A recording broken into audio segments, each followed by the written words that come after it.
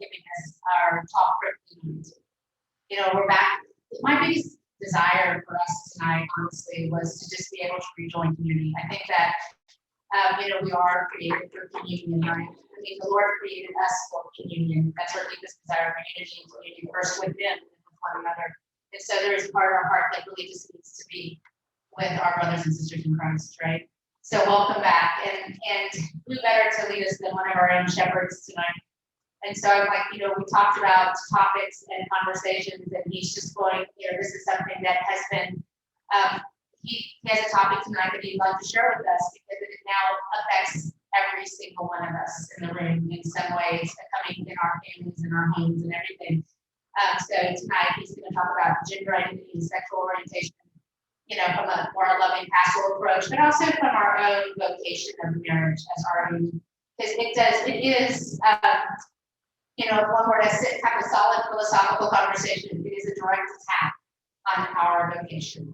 It is, and so we just need to kind of step back and talk about, really our own vocation and what our call is and the image of divine love that is in our marriages, and then talk about this. So I'm going to open it up with Father Zach. I'm going to ask him to open us up in prayer, and then I would like us to lift him up in prayer. Sound good? Sounds good. But you have your blue mic is working. Yes, right. So yes, you stand side by side.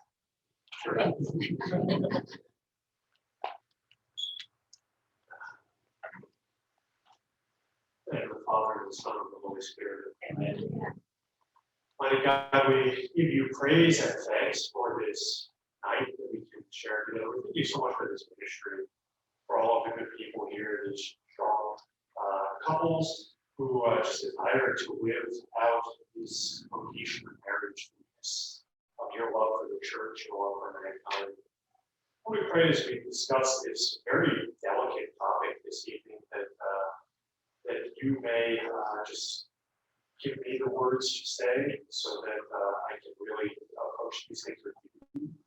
And we just pray for the disposition of receptivity among all present here so we can hear what you want to be heard and said. And we ask all this as we ask for the intercession of our Blessed Mother Mary, who fights daily for the vocation of marriage. Hail Mary, full of grace, the Lord is with thee. Blessed art thou among women, and blessed is the fruit of thy womb, Jesus. Holy Mary, Mother of God, pray for us sinners now. Now I'm going to ask everybody that if you're comfortable, just lift your hands up and I just want you to, in your own heart, lift our brother and our shepherd, Father Zach, up to the Lord. Heavenly Father, we lift up our brother, our shepherd, and our friend, Father Zach, to you. And first and foremost, we just thank you for the gift of his life. We thank you for calling him. We thank you for the gift of his vocation. And we thank him for his profound and powerful yes. And we ask, Father, that you pour into him your Holy Spirit. You pour it into him with such incredible abundance right now. And you wash away any fear, any anxiety, anything coming against him at all. And you hold him in your arms, Father, as a father holds his son. Father, we ask that you give him the gift of docility to just lean into you, to hear your words, to speak your words with confidence.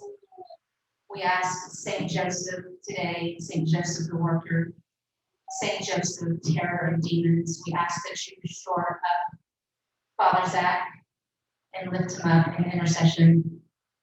And Mother Mary, we ask that you wrap your mantle around him. We ask all of this through our Lord and Savior Jesus Christ. Amen. Thank you. So also to be with you guys tonight really is I know that last time I was at a marathon type event was, I don't remember, honestly, a couple months ago, maybe we had the fire panel, we were in the hall, and this just feels nice. And I like this. So yeah, as Sonia was saying, she came in my office, well, probably over a month ago, and asked if I'd be interested in giving a talk. I said, well, we'll wait and see. If you can find a better offer, go for it. But I kind of anticipated that I'd be hearing from her again. So, I guess maybe a week or two ago, we talked again about possible topics. I'm not married, as you obviously know. So sometimes I feel like, gosh, what do I have to really offer to a group of married couples? But while we were talking, really in the span of 10 minutes, it just kind of came to me, put the word put on my heart that this is what I want to talk about. I said, Sonia, I got a nice light topic for you. How about gender identity and sexual orientation? Okay, the question is why. I think it's a question maybe to ask is, we come to an event like this, maybe thinking like, can I hear something explicitly about my marriage? The kind of things that I'm doing. And I really think, guys, we've got to the point in this world where this stuff is everywhere. There is no avoiding it. Whether it affects your family explicitly or whether you see it more tangentially, it's present. It's ever present almost at this point to such an extent that it almost feels like we are dealing with another religion that's almost kind of pushing into Catholicism, into Christianity, and really threatening our belief system in a lot of ways. So, really, in the past maybe couple of months, 2-3 months, I've had three different conversations with Christians about this exact stuff. Kids who have kind of atypical, or what we would not have ever thought of a couple of years as being usual, gender identity, sexual orientations, things we just haven't seen before. And it kind of put me in a position where I was like, I don't even know what to say about this. This is all so new. I feel we've gone so far in the last few years that even myself, who studied theology, studied all this, I don't really feel like I know what to say to help people. So I think that's in a way why it put on my heart to maybe talk about this. So we kind of feel like we're learning together. I'm no expert. So I'm just sharing with you kind of what I'm seeing from the perspective of a priest. And I want all of you to feel completely free and open to, as we kind of go through this tonight, if you disagree with anything that I'm saying, if you have something bad to offer, please just let me know, raise your hand, yell out, scream, I don't care. I don't want you to feel like I'm up here just proselytizing and giving you my very biased opinion, because I really, as I said, this is an area that's kind of uncharted territory for a lot of people, and this is me kind of jumping into the deep end of the pool and seeing what we come up with. So I want to start by just talking about, when we look at these issues that are coming up, you have to almost view them from, there's almost two sides to this. There's an ideological side and a pathological side. The ideological side, we have to almost approach with a certain degree of diligence as a church in order to fight off poor ideologies. That's always been the church's stance for 2,000 years. How do we combat bad ideas and teach the truth? The other part, as I said, is pathological, which requires much more charity, much more of a pastoral response. Because we're not just dealing with people trying to push ideas down our throats. We're dealing with boots on the ground reality that this is hurting people. People are dealing with these profound realities in their lives. It's tearing families apart. It's making people feel outcasted. So we need to approach it with a degree, I think, of charity and pastoral receptivity. So I want to start by talking about, if we're looking at this as an ideology, which I think in a lot of ways it is, how did we get to this point? Now, you can probably write into this about how we got to where we are in May of 2021. But I want to just give you what I think is kind of a brief summary, okay? I think it's impossible to think about any of this stuff without going back to 2015 to the Oberfeld versus Hodges Supreme Court case. This was the granddaddy of probably Supreme Court cases of the last however many years. This is what legalized same-sex marriage throughout the entire United States. I'm not going to get into the specificities of the case, but it was basically a challenge against the 14th Amendment, which was to say that there should not be any discrimination of who's legally protected under marriage. The Supreme Court ruled 5-4, so it was a very, very close decision. And to me, it's just insane to think that this happened 6 years ago. I feel like this could have happened 60 years ago, with how much has transpired in just the couple of years since that day in 2015. Sometimes I watch these old video clips and you can't even believe that they're real. You see someone like President Obama standing up at the beginning while he was running for president in 2008, saying that he vehemently believes that marriage is between a man and a woman, no questions asked. And that's the White House. How many years later? Not even at the end of the second term. That's the sign of the White House. So much change in just a short amount of time. Okay, you can't talk about this without thinking also about media representation. How much all of this is kind of thrown into the media without really, we can kind of receive it as if it's an accident, but there's no doubt, I think, that this is intentionally being done. I put up the example here of the show Modern Family. I love this show. It came out in 2010, something like that. I remember watching it in college. We used to watch it in my Christian marriage class. We would watch it if we got our work done. And it's funny because if you've ever seen the show, you've got these characters here, Ken and Mitch, who are basically a gay couple in the show.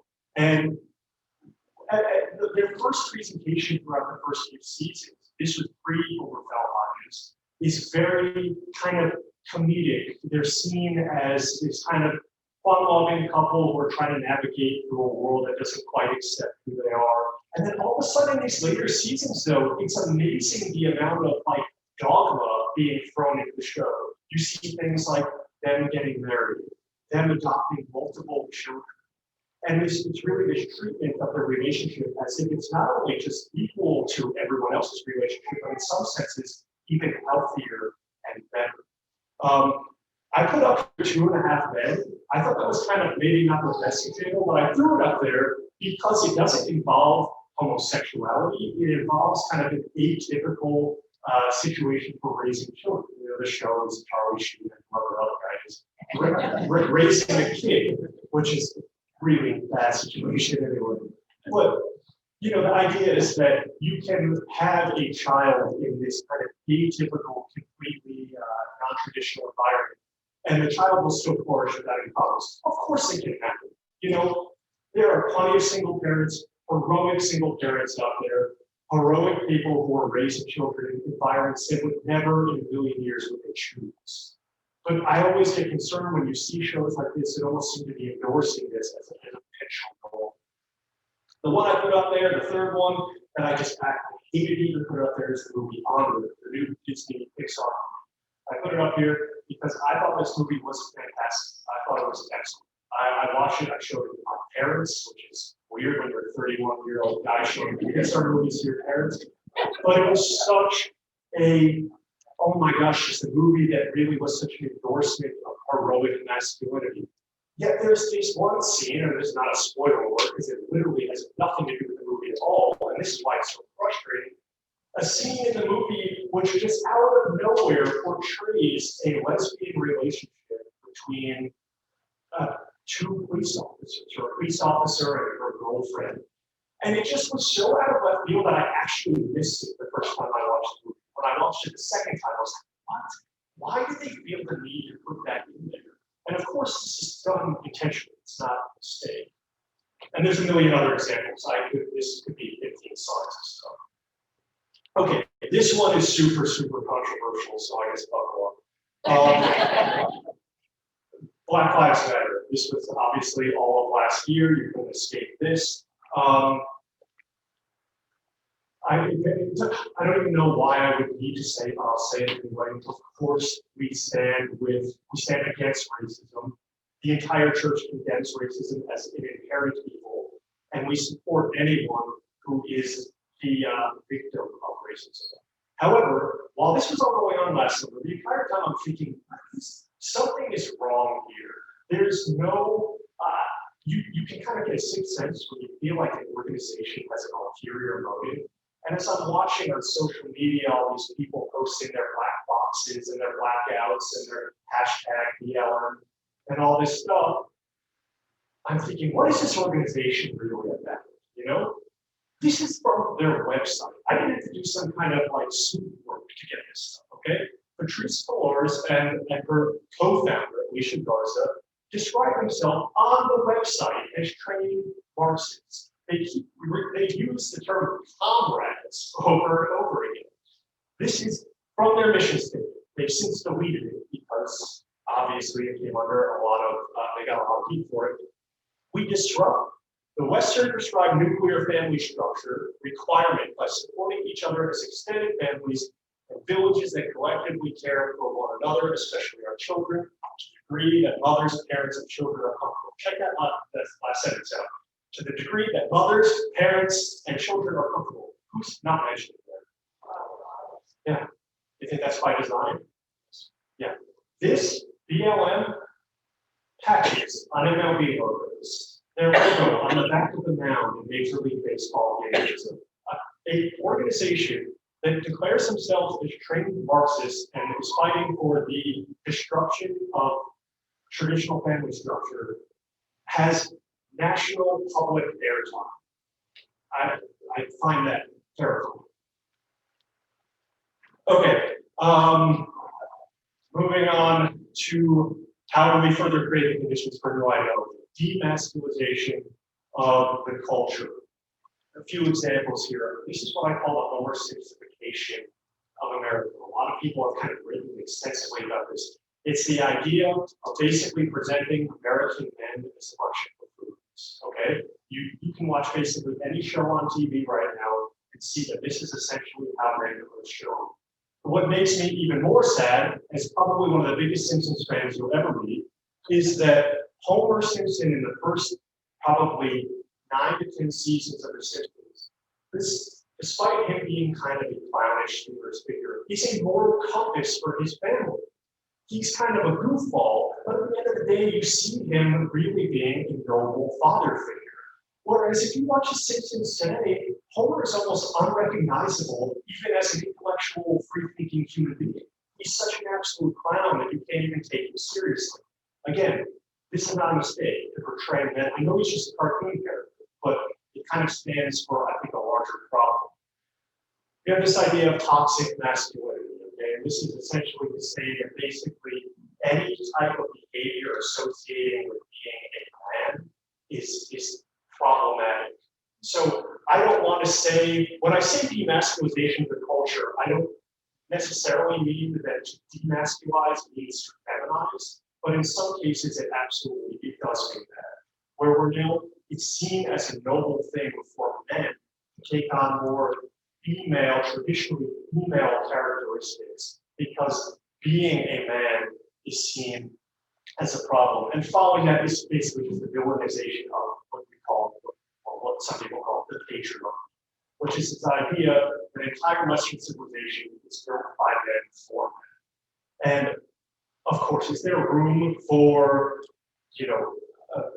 feminism and a push for women's rights? Of course. And praise God that women can vote in the United States. We all agree that it's a wonderful thing, right? But when you see that the entire culture of men is being villainized, it turns men into basically people with no direction, helpless. I put up here Dr. Jordan Peterson, who I brought up in a Daily Homily recently, who's one of my all-time favorite contemporary figures, philosopher from University of Toronto. He basically goes around for the entire world, drawing in, stadiums filled with people, solely to basically give the message that men have dignity.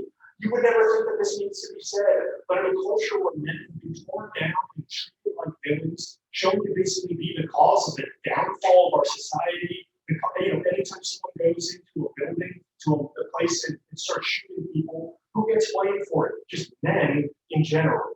So Dr. Jordan Peterson has to go in and basically say, no, men have dignity as children of God, as people who take on responsibility to care for their family, as people who have goals rules and do something with their lives. So it's unbelievable to think that these things need to be said to young people, but they need to be said. He talks over and over again about how he meets amounts of people at these events who are suicidal because they've been told so much by the culture that they are the problem, that they're the enemy. Okay. Continuing this, creating conditions for new ideology to attack on the human person. This is another facet of this whole thing. Okay, the sacramentizing of abortion. That's probably not a word, but I think that's how we can best describe it. Rewind to what? Probably the mid 90s. You have abortion being described as what? Safe, legal, and rare. How did we get from that to shout your abortion on a t-shirt? You know? I picked these two examples. These are two movies that at least one of them was available on Netflix. The other, I'm not so sure. Unpregnant and Never, Rarely, Sometimes, Always. Or essentially, they're basically the same movie from what I understand. I'm not subjecting myself to them, nor do I plan on it. But they involve basically friends taking a road trip, this fun-loving road trip, in order to go to a state where abortion is because apparently they live in these very mean Christian states where life is protected. Right to Die movement, another attack on the dignity of the human person. Again, I'm making all these recent things because so much of this is it's crazy how recent it is. Brittany Mayer, 2014, if you remember this whole thing, she was a woman from Oregon, she was a healthy young woman in her late 20s, who eventually came down with terminal cancer and decided, basically in a very public way, to end her life on her own terms. It became a whole national interest story. And since then, there are 10 US states that support what they call the Death with Dignity Act, which essentially allows for physicians to prescribe lethal doses of medication to help a patient end their life due to a terminal illness.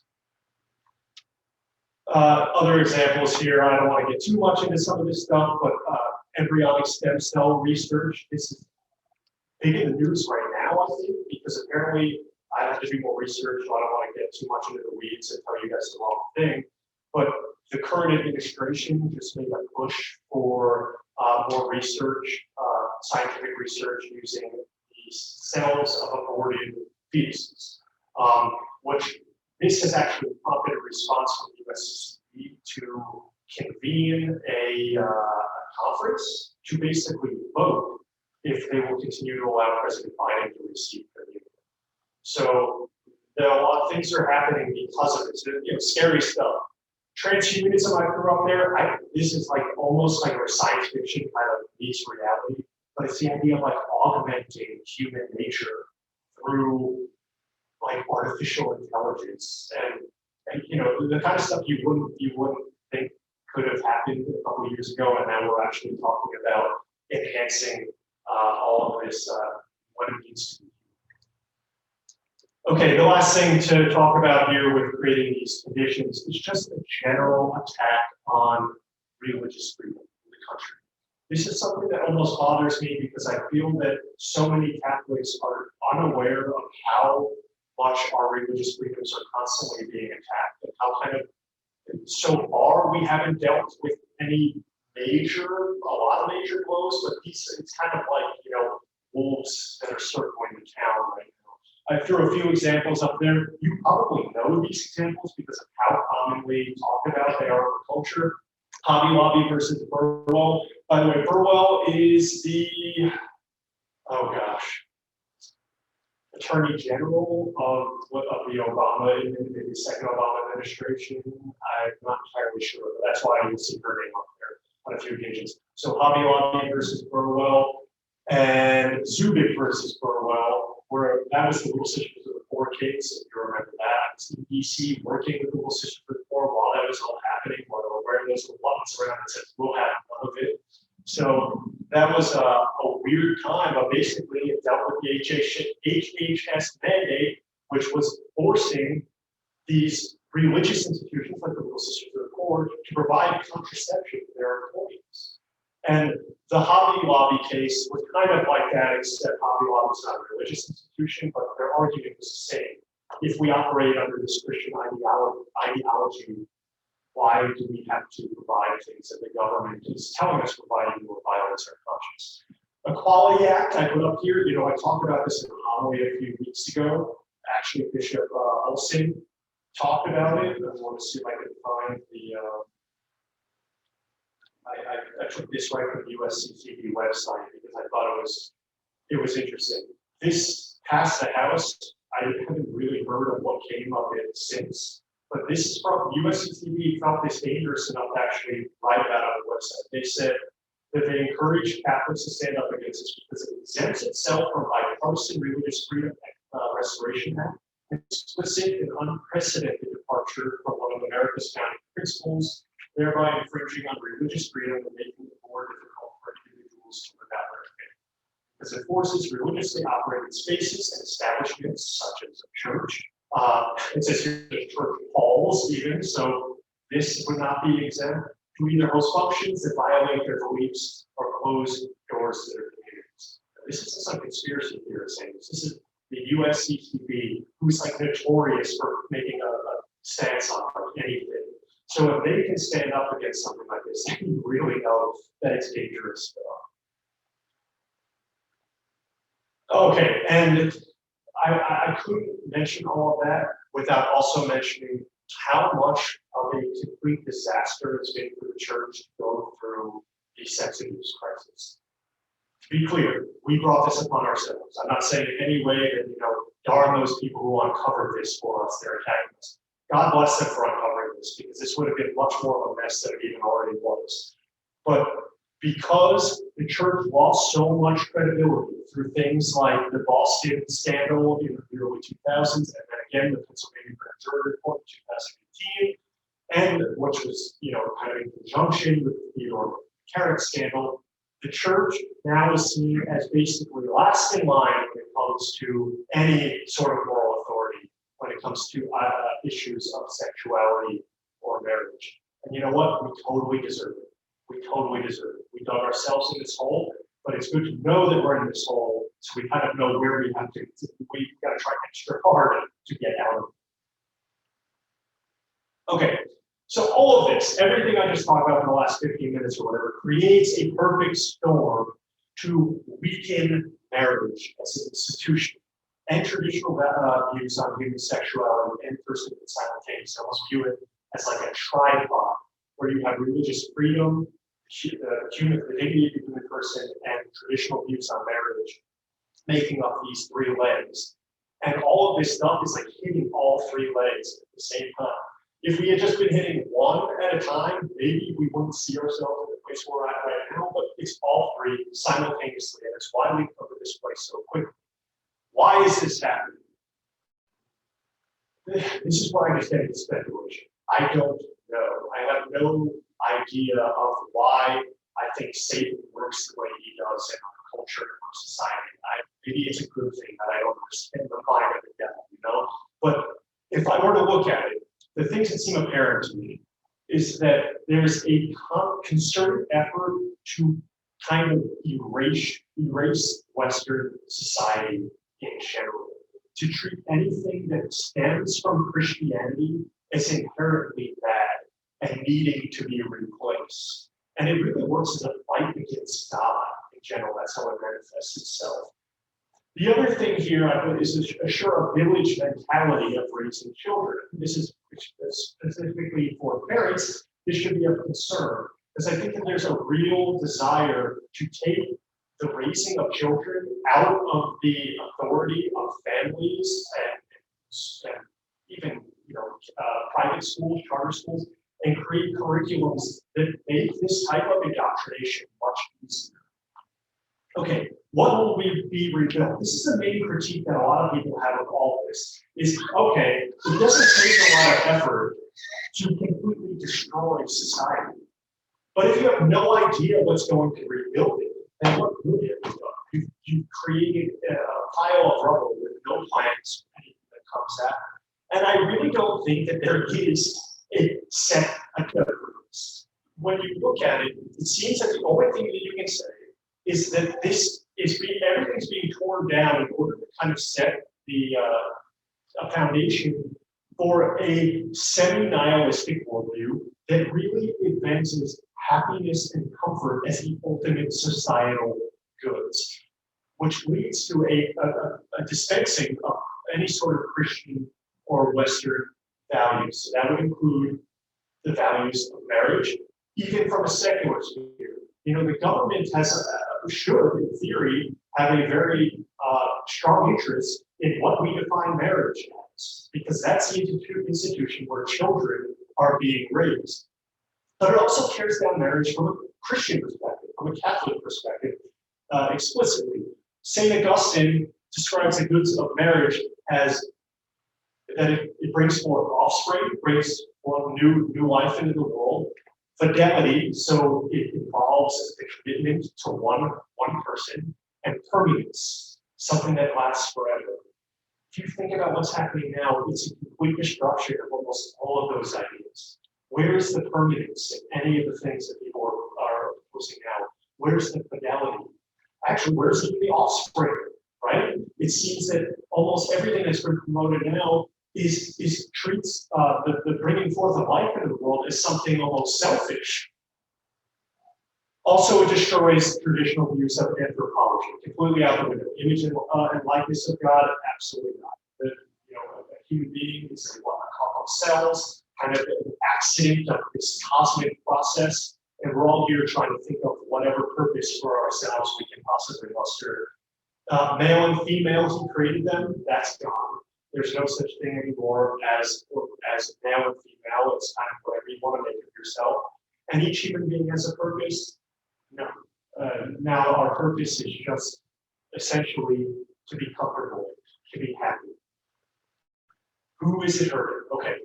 This is the stuff this is where we start to lose our foothold, I think, as Christians. We're pretty good at articulating problems. We don't really know how to deal with a lot of stuff.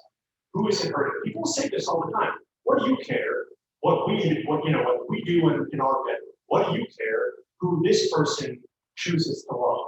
And the answer is that we should have a high stake in this. We don't want to be seen as the bad guys. So we usually back off and we'll let things. You live your life, I'll live mine, and that's fine. And the reality is, everyone does have a right to happiness, but there needs to be a certain telos, certain end to our society. Otherwise, there is no society. If it's just everybody living their own vision for what makes them happy and what constitutes happiness, then there's no society at all.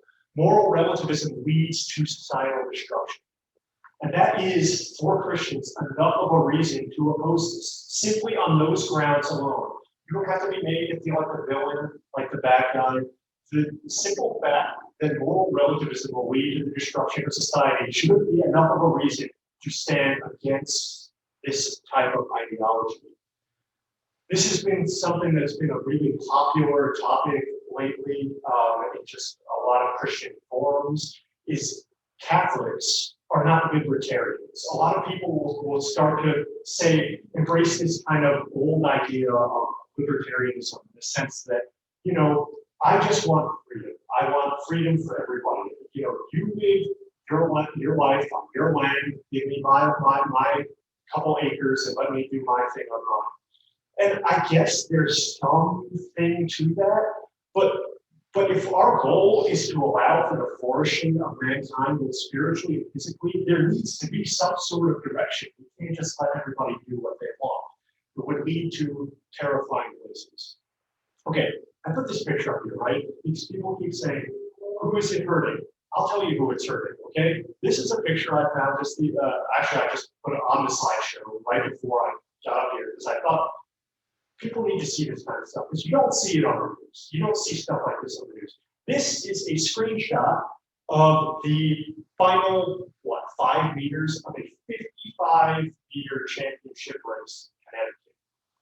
The individual, Terry Martin, is the name of the man who is about to win that race. This is the women's race, by the way, the women's championship race.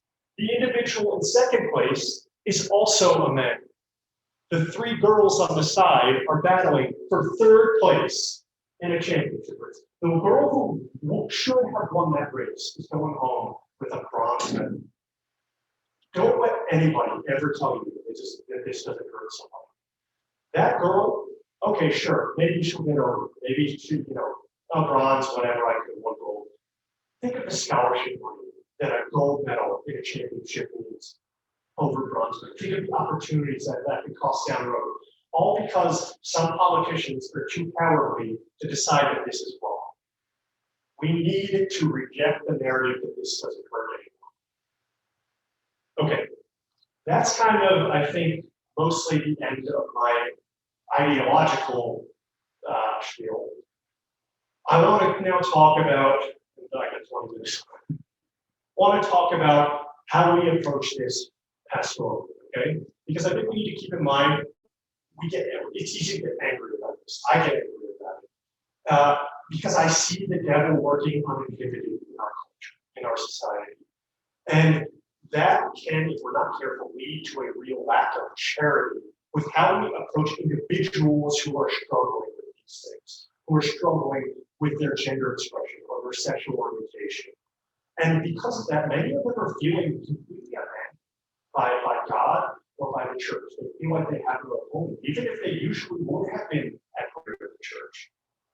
So another thing I would like to say is perhaps this goes without saying, but don't let the genuine hurt of others become a point of humor.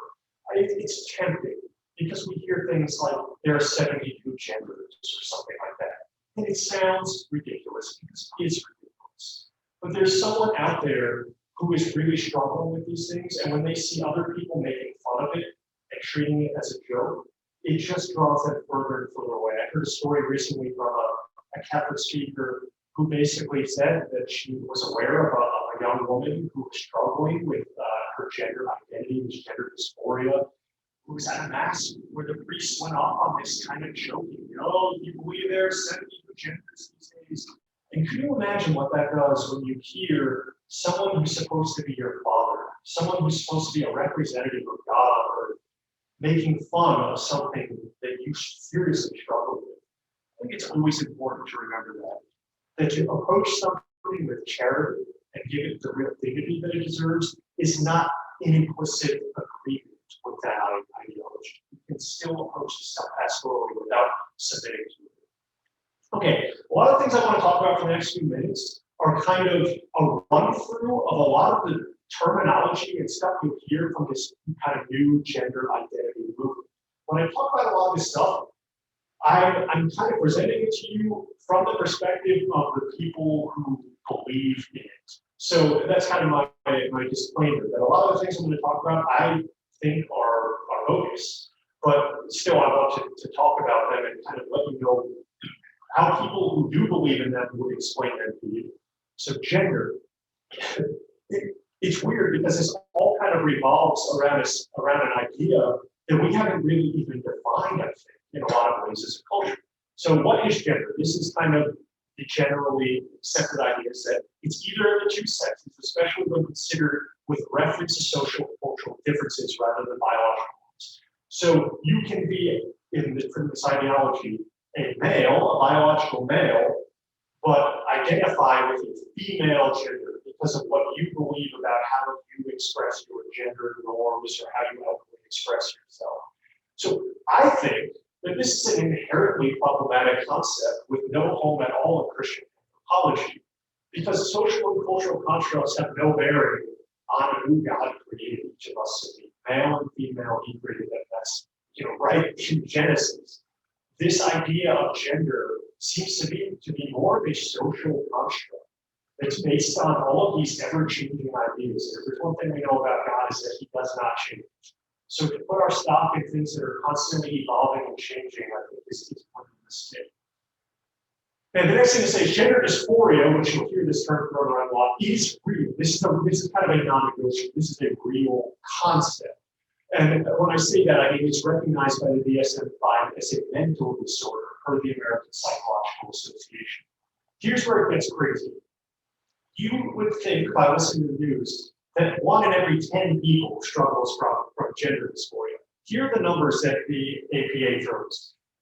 0.005 to 0.014% of people assigned male at birth, and 0.002 to 0.003 assigned female struggle with this. In kind of common parlance or more numbers that are easier to understand, 1 in 30,000 males and 1 in 100,000 females.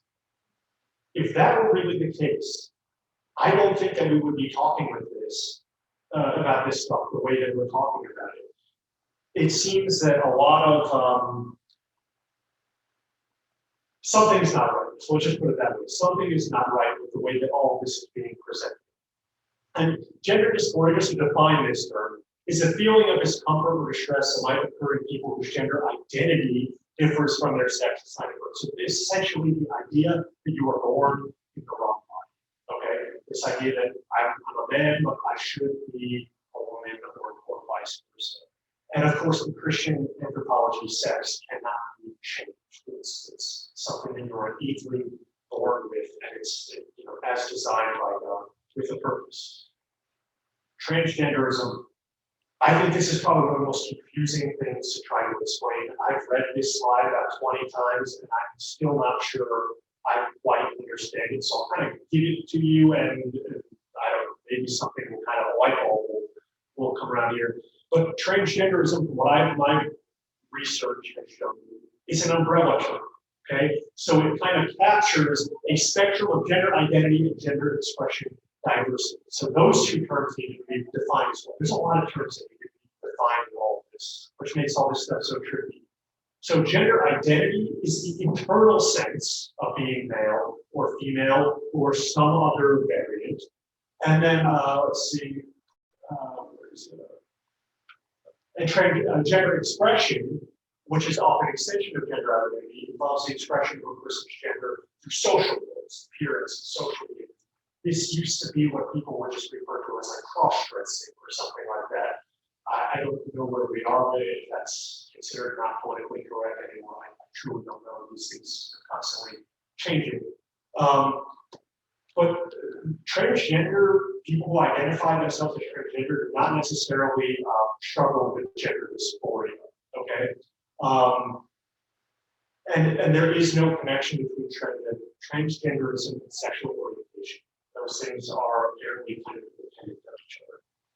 Okay, want to quickly just run through a list of terms that maybe you've heard, but I've never actually heard explained to you, which I fall into that category. This was helpful for me to see. You hear these things thrown out. Cisgender. This basically describes a person, an individual whose gender identity and expression matches their societal characteristics. So you were born a man, you act like a man. You were born a woman, you act like a woman. Gender fluidity is this idea that this can kind of be a constant flux. You can feel one way on one day, on the next day you can feel somewhat different about that. And you're not restricted by societal norms and or expectations.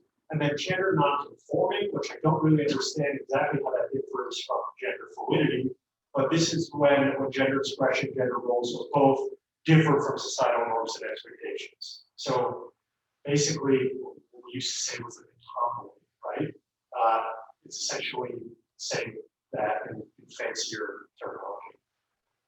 Okay, trans man and trans woman, this is kind of hopefully a little bit more obvious. If you say someone here on the news, perhaps that someone is a trans man, it's saying that they were someone who was born biologically a female and now considers themselves a man, and vice versa.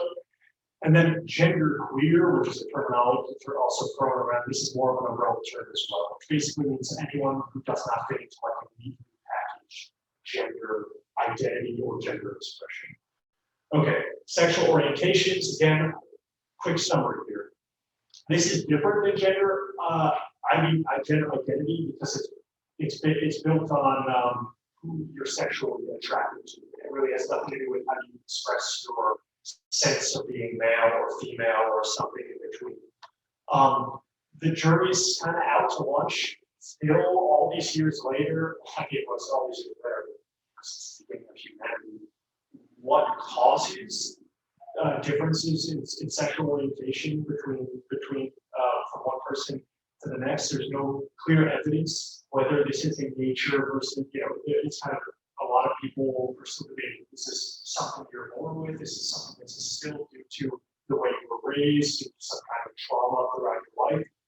There's not conclusive evidence either way. So that's my way of saying I would caution any of you when we talk about this stuff, just be aware that this is kind of not settled. So if you take a stance one way or the other, I would just say, make sure you're backing up what you say with some research to support that. Because as far as anything I've found, there is no conclusive body of evidence that supports either of those. So just a quick few things to be aware of here. This is like the whole kind of LGBT thing that we're all kind of familiar with. All the letters that kind of stand for a different sexual orientation. We have the ones that everyone is much more familiar with: lesbian, gay, bisexual, which would mean that you're attracted to both men and women. Pansexual, which is what I just heard about recently, which basically means that you're attracted not just to men and women, but to people who would identify as something else. So something not necessarily man or not necessarily woman. Asexual means no sexual orientation, no sexual attractions at all. Autosexual means that you're actually attracted to yourself. Heterosexual is traditional sexual orientation. Spectrosexual, which I never heard, means that your sexual orientation exists on a spectrum, and there's more. This is why I threw up here the word queer, because it's basically just a gender. Queer wasn't a relative for gender identities and gender expressions. Queer is used as a kind of umbrella term to describe anyone who does not exhibit a normal sexual orientation. Okay, how do we approach this as faithful Catholics? Okay, first of all, blanket, complete, this is my coverall statement. We will accept and love anyone who associates with any of these categories. First things first, you have to approach people with love, no matter what things they tell you, no matter how crazy you think it might be. Just as we would approach someone who is suffering from schizophrenia with love, we need to approach people who are struggling with gender identity, expression, all these things with love. That does not mean that we accept acting out in these ways, okay? Nor do we necessarily accept the validity of these categories. This is what I kind of was getting at. Pathology is pathology. We're entering into a world here where we're defining all of these terms that are basically based on a mental illness. So when you think about it, I think that's objectively the truth of what's happening, which is really a strange thing when you think about it. This is why I talk about this as I would speak of a religion, because it's not based on science. It's not based on anything that is, discernible, identifiable. It's based on just ideas that exist in some ethereal way based on a mental illness. So I think you can dismiss these things as pathology, but that doesn't mean that other people won't continue to take them seriously, which is why I think we talk about them at all. Okay, we don't support gay marriages or active homosexual relationships. This is kind of Catholicism 101. And we don't support body modification that damages the dignity of the person. People ask all the time, what about sex changes? Absolutely not. Absolutely not within the Catholic Church or outside of the Catholic Church. I think we need to be speaking of these things, not just in our own little world, but as insofar as they affect the greater society as a whole. The Catholic Church does support, obviously, surgeries that are restorative in the sense that they restore us to our initial dignity. That is to say, if you're born with a hole in your heart, it's not like we just step back and say, well, that's the way God made you, so a hole in the heart it is. Obviously, we believe that each human is born to exhibit health. This is the way that God wants us to be, and because of our fallen nature, I would say up that road. But those type of surgeries, of course, are acceptable in the church. But to reinforce a pathology based on surgery is what the church stands against. Okay. Theoretically, there's nothing wrong with conforming to gender norms, with not conforming to gender norms, as they're based on the culture. And I really do think this is one of the major parts of the problem that we're in. is that hypermasculinity and hyperfemininity have boxed people in. And and now we're in a place where people feel like, I don't like football and beating people up, so I must not be a boy. Or, I don't walk around in my dress and do ballet, so I'm not a girl. We got wrapped up in these boxes, these gender boxes, confined in these boxes, and it really did a disservice to a lot of people. I think of myself when I was little, when I say little, I'm third, fourth grade, all of my friends would always want to play tackle football. I hated tackle football. I didn't want to get beat up and pushed on the ground with my arms broken. Why would anybody even want that? But there's this idea that this is what a real man does. And I'm thinking gosh, I think I'm a pretty tough guy, and I think I've got a lot of things going for me. Why is that what creates my dignity as a man? I think so many people deal with these things, and thankfully I had good parents who kind of, helped me through maybe something like that. Some people grow up where they start questioning these things, and then they're reinforced by a culture that's saying, oh, you don't like this stuff? That must mean that you're transgender, which is obviously a problem. Kind of just a supplement here, this is maybe not on the same vein of thought, but I would just say, again, general thumb, don't acknowledge preferred pronouns. This has kind of become the thing. Twitter profiles, parenthesis, he, his, him, whatever. I don't think that Catholics should get in the business of acknowledging this kind of stuff. It's to give credence to the idea that you can define your own self apart from who God created you to be. That is not to say, though, if someone changes their name, say someone who believes they're transgender, changes their name from Bruce to Caitlin, just throw it, random example. I hear sometimes people will go around and say, you refer to him as Bruce. I'm going to refer to him as him, but if he wants to be called Caitlin, I don't like it. That people making up names and nicknames all the time. I don't see that as problematic. But what we don't want to get in the business of doing is reinforcing pathology, reinforcing ideas that are against what we believe. Hey, how can you form your children? Again, I go back to what I said before. Don't get boxed in by gender norms, okay? Of course, every dad probably would love to have their kids go and play baseball. If I would have had a little, 6-year-old kid, I'd be signing that kid up for T-ball in a second.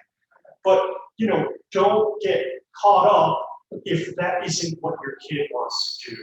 Instead, focus on instilling real masculine and feminine values. Teach boys to sacrifice and to wish for the good of the other, of the people under his care. Teach girls to nurture the people of themselves, to protect the vulnerable.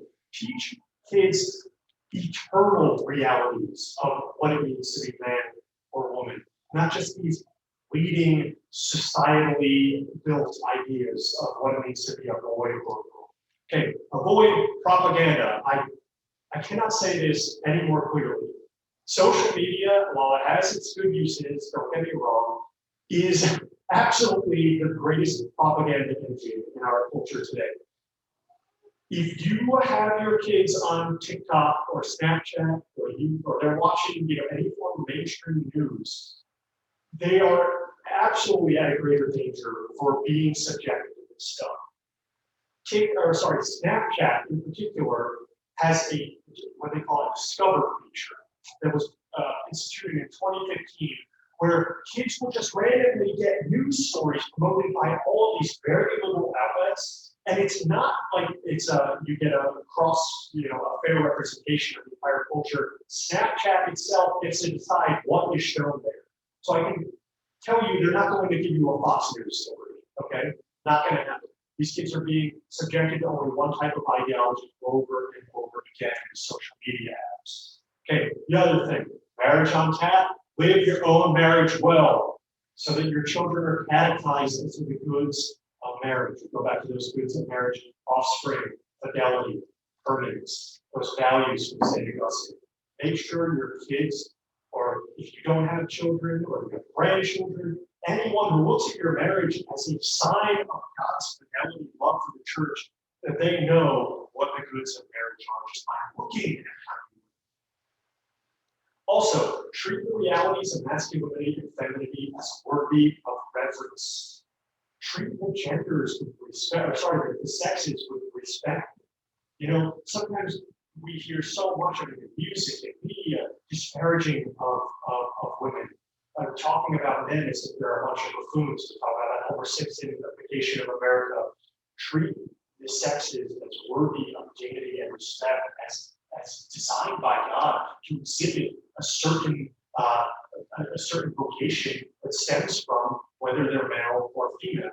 Also, don't be afraid to tackle difficult concepts with your kids. Obviously, this is all up to all of you when you discuss this stuff, but I'll just tell you this. You don't talk about it with your kids, someone else will. And you probably won't like who that someone else is, because it'll probably be somebody on Snapchat, somebody on TikTok, somebody in the school who's pushing some kind of agenda, all right? Also, have kids define terms, okay? And help them think rationally. I had this experience in the school the other day. I was in one of the classrooms at Holy Trinity. I had a student ask me if a transgender man could be a priest. And it was kind of this moment where I got to step back and say, what does that even mean? I think sometimes kids hear this stuff from their friends, from adults in their lives, from social media, TV, and they just take everything at face value. Push kids to think critically about the things that they're hearing. So a lot of times when you actually dive into what they're talking about, they apparently realize that it's ridiculous. Kids have a very fine-tuned BS detector, okay?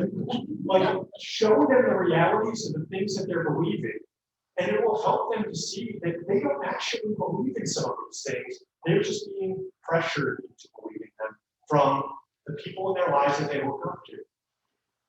Okay, I think I've got 2 slides here left, and we're right at time. But I put this up here because I think about a lot of this stuff sometimes as a parallel religion. And if you want to look at it that way, you almost have to think of it as recruitment. This is a really, really scary table here. It shows how, as basically in the most recent generations, identification with these gender identities or sexual orientations have risen dramatically. Here's the scariest one to me. Generation Z, anybody born between 97 and 2002, 11.5% of the population identifies as bisexual.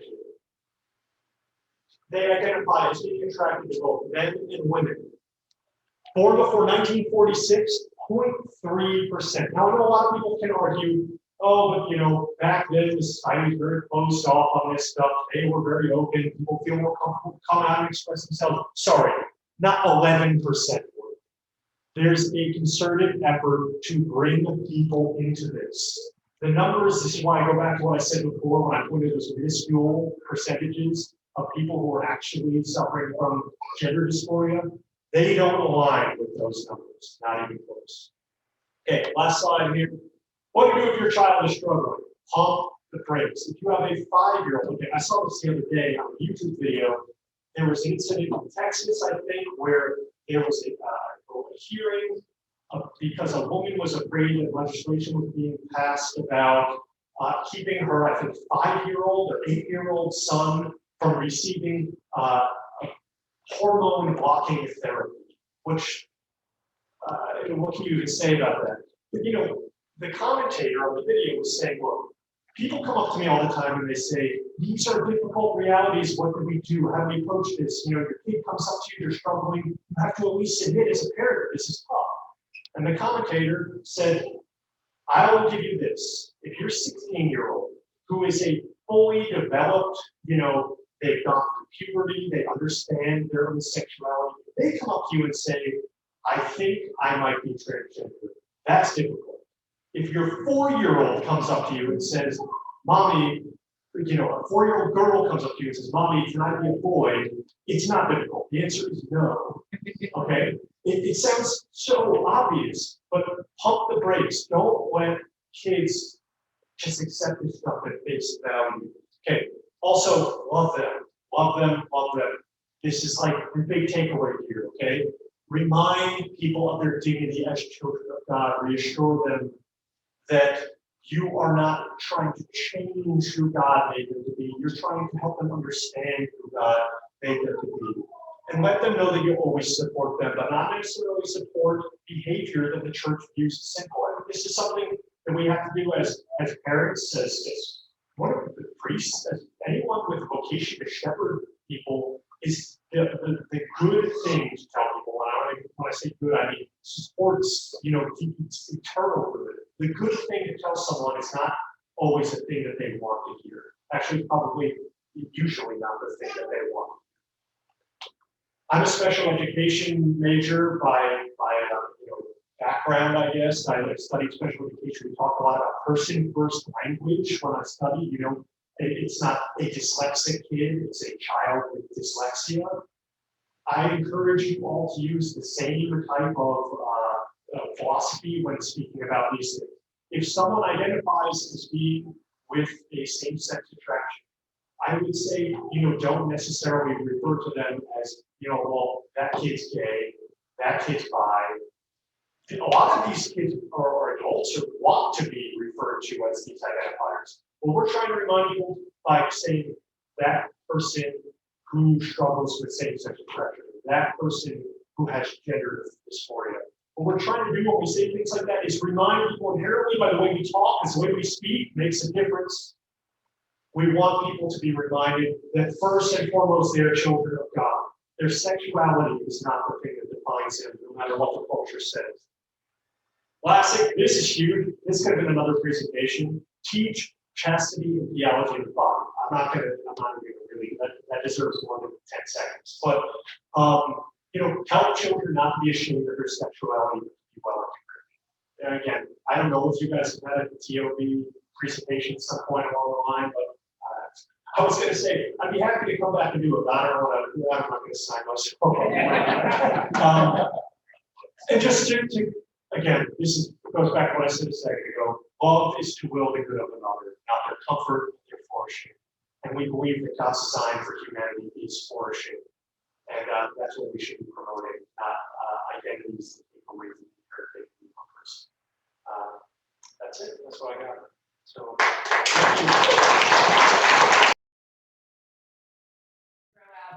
if you want that one-on-one time.